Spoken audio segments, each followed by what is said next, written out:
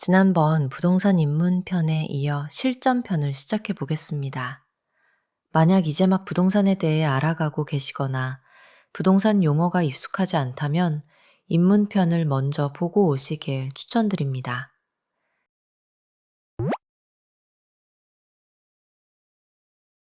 집을 사기로 마음먹어도 도대체 얼마가 필요한지 몰라 망설이는 분들이 많은데요. 자세히는 아니어도 간단하게 계산하는 방법은 있습니다. 네이버에 퍼센트 계산기를 검색해서 2억짜리 집을 매수한다고 가정했을 때 대출이 보통 70%까지 나오니까 2억을 입력해주고 여기 퍼센트에 70을 입력하면 1억 4천만 원이 나옵니다. 즉 1억 4천만 원의 대출을 받는 셈이 되는 거고 나머지 30%는 내 돈이 필요한 건데 30을 입력하면 6천만 원이 나옵니다. 여기에 세금이나 복비 같은 기타 비용까지 고려해서 5%를 더하면 7천만 원이 나오게 됩니다. 즉, 2억짜리 집을 매수할 때는 최소 7천만 원은 가지고 있어야 안정적으로 구매할 수 있다고 생각하시면 됩니다. 물론 여기서 끝이 아닙니다. 인테리어, 이사, 가전, 가구 비용은 사람마다 다르니 본인 상황에 맞춰 추가로 예산을 잡으셔야 합니다. 그리고 지금 이 계산법은 간단하게 예산과 목표를 짜기 위한 계산법이라 실제 대출이 그만큼 나올지는 각자 상황에 따라 다를 수 있습니다. 대출에 대한 용어나 자세한 과정은 내용이 많다 보니 별도 컨텐츠로 영상을 제작해 보도록 할게요. 요즘은 워낙 부동산 앱이 다양해서 앱만으로도 꽤 많은 정보를 확인할 수 있습니다. 저는 주로 호갱노노, 아실, 리치고를 활용했습니다. 집을 고를 때는 나만의 기준을 세워야 합니다. 조건은 사람마다 다르고 정답도 없기 때문에 기준을 먼저 정하고 여러 후보지를 함께 체크하는 게 좋습니다. 이 기준을 세우는 법에 대한 영상도 별도 컨텐츠로 제작해 볼게요. 일단 후보지를 여러 개 정하는 이유는 내가 원하는 매물이 그 시점에 꼭 저렴하지 않을 수 있기 때문입니다. 여러 후보지를 갖고 있으면 가격 추이를 비교하면서 가장 합리적인 선택을 할 수 있게 됩니다. 저는 실거래가와 호가를 면밀히 살피며 지금 가격이 오르는 상황인 건지 답보인지 하락세인지를 항상 체크했습니다. 뉴스에서 말하는 시장 상황과 내가 보고 있는 매물들의 상황이 다를 수 있으니 본인만의 데이터로 판단하는 게 필요합니다. 온라인 임장으로 마음에 드는 집을 골랐다면 이제 실제로 현장에 가서 매물을 살펴봐야 합니다. 임장을 계획할 때 가능하다면 자기가 주로 활동하는 시간대에 방문해 보세요. 예를 들어 출근, 퇴근, 주말, 장 보러 가는 시간 등 주로 활동하는 시간대에 동네 분위기를 간접적으로 체험해 볼 수 있어 좋습니다. 그러면서 주민 구성도 한번 살펴보세요. 1인 가구 단위인지, 가족 단위인지, 아이들이 많은지, 이런 주민 특성을 파악하면 안전과 생활 편의성을 가늠해 볼 수 있습니다. 걸어 다녀봐야 보이는 것들이 있는데 땅이 지도로는 평평해 보여도 은근히 경사진 곳이 있습니다. 이런 경사를 비롯해서 저녁에 가로등이 충분히 켜져 있는지, 골목 같은 데에 불량 청소년이나 흡연자가 몰려 있다거나 하는 구역이 있진 않은지 슥 한번 살펴보시기를 추천드립니다. 구축 아파트라면 복도식과 계단식에 따른 체크사항도 조금 달라집니다. 복도식이라면 복도에 창문이 달려있는지 확인해 봐야 합니다.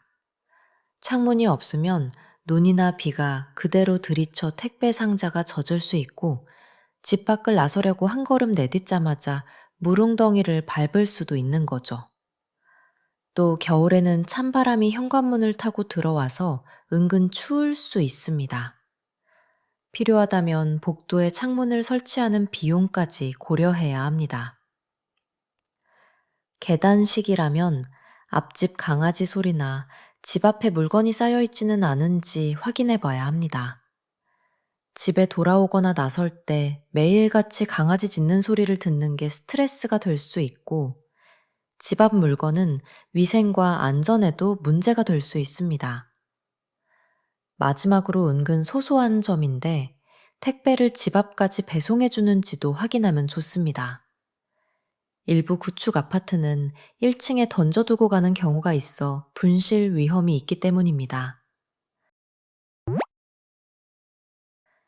실제로 집을 보러 가려면 네이버 부동산에서 매물을 선택하고 부동산에 전화해 방문 일정을 잡으면 됩니다. 전화할 때는 이렇게 말하면 간단합니다. 안녕하세요, 사장님. 매물 보고 매수하고 싶어서 연락드렸습니다. 한국 아파트 21평 111동. 한번 보고 싶은데 가능할까요? 집을 보러 갈 때는 부동산 사장님과 함께 가기 때문에 부동산 사장님께 물어볼 수 있는 정보도 적극적으로 수집하시면 좋습니다.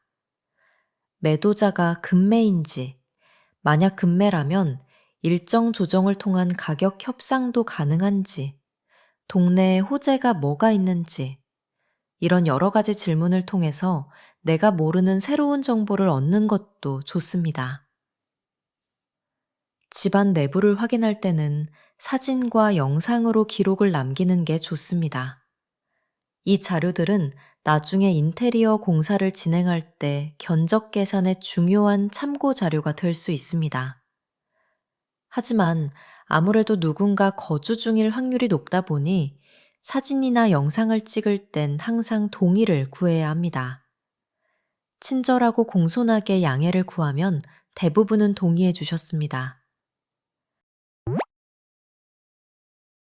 부동산 거래 과정은 아래와 같은 순서로 이루어집니다. 과정을 하나씩 자세히 살펴볼게요. 먼저 가계약금은 거래 의사 표시로 계약금의 일부를 송금합니다. 예를 들면 2억짜리 집의 계약금 10%인 2천만 원 중 일부 50만 원을 가계약금으로 먼저 송금을 합니다. 그리고 정식 매매계약서를 작성하는 날 잔액에 해당하는 1,950만 원은 마저 송금하게 되는 거죠.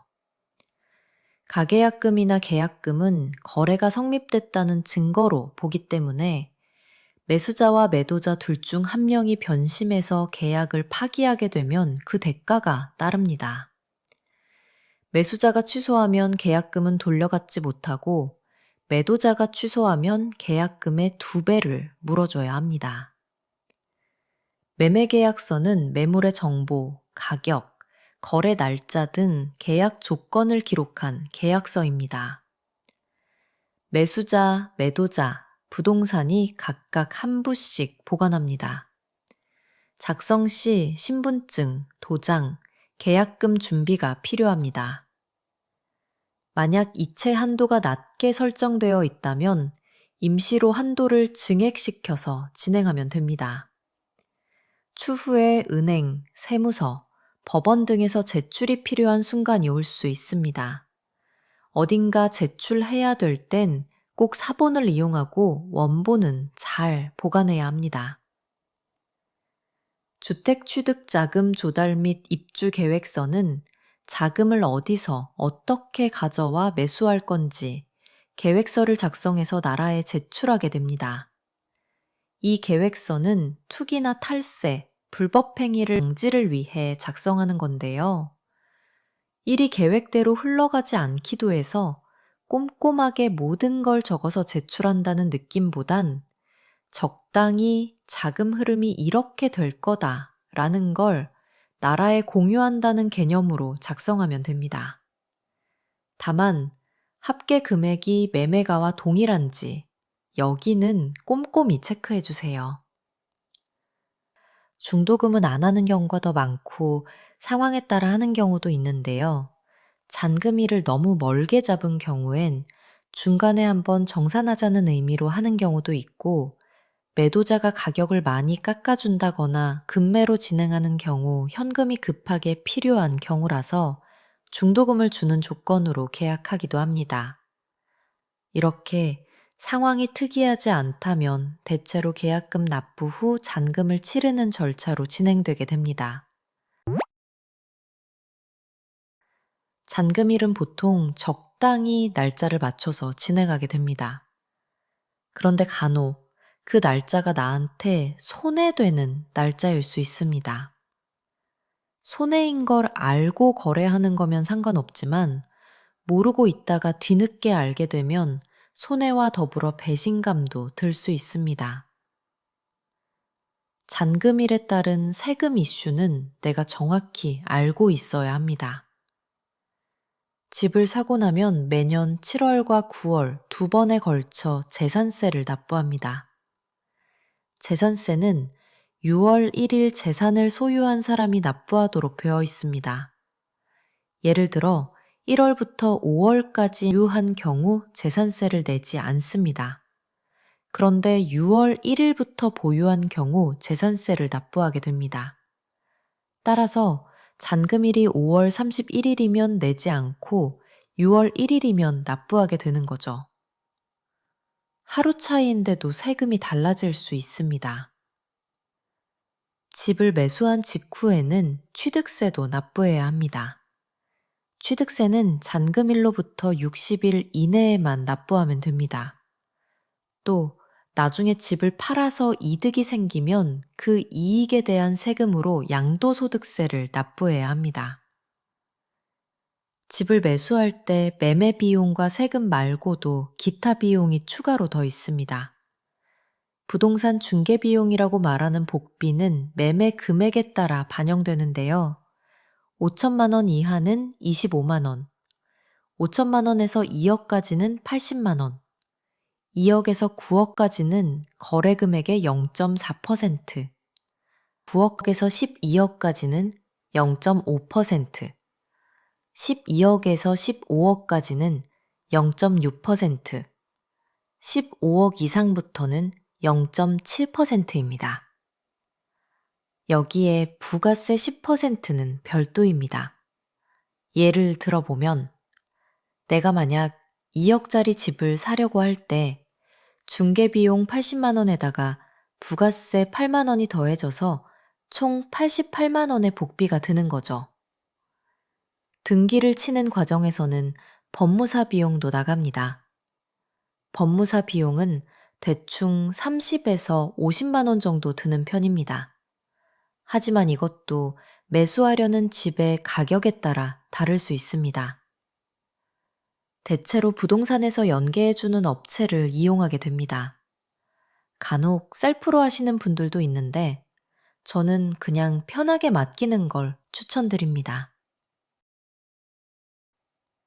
시리즈의 다음 편은 정부 대출 이용하는 법에 대한 영상을 다룰 예정입니다. 디딤돌, 보금자리 대출 들어보셨나요? 자격 조건이나 대출 신청 방법, 대출이 실제 진행되는 과정에 대해서 얘기 나눠보도록 하겠습니다.